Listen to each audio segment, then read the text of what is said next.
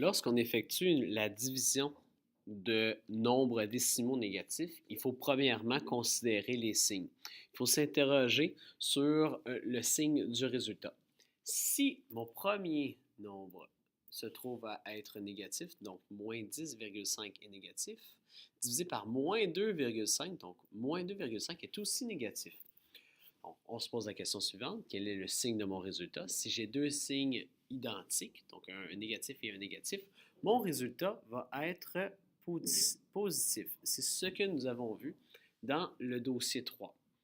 Par la suite, une fois que j'ai compris que mon résultat allait être positif, on va aller dans la section calcul pour être en mesure d'effectuer 10,5.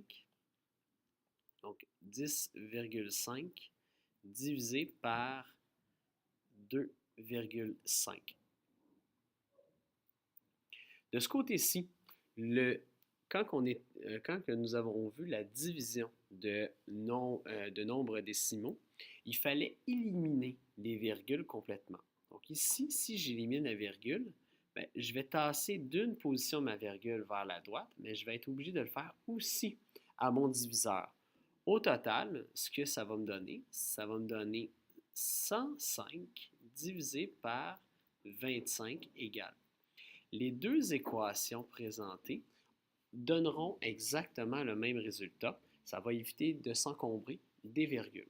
Donc, si j'effectue 105 divisé par 25, je vais me poser la question suivante. Combien de fois 25 peut rentrer dans 1? 0 fois. Dans 10, 0. Et je vais utiliser mon 105 complètement. Il va rentrer 4 fois. 4 fois 25, ça donne 100.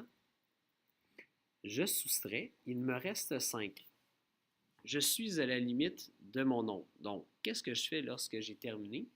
Bien, je vais ajouter une virgule à mon résultat, ce qui va me permettre d'ajouter un zéro à la fois à ma division. Donc, 50, combien de fois 25 rentre dans 50? C'est 2 fois. Donc, 2 fois 25, 50. Il me reste rien. Mon résultat, 4,2, je l'ajoute du côté de ma démarche. Le résultat final, soit plus 4,2 ou bien 4,2, considérant que c'est un nombre positif, pas besoin d'ajouter le petit plus devant. On encadre la réponse finale ou bien on la souligne.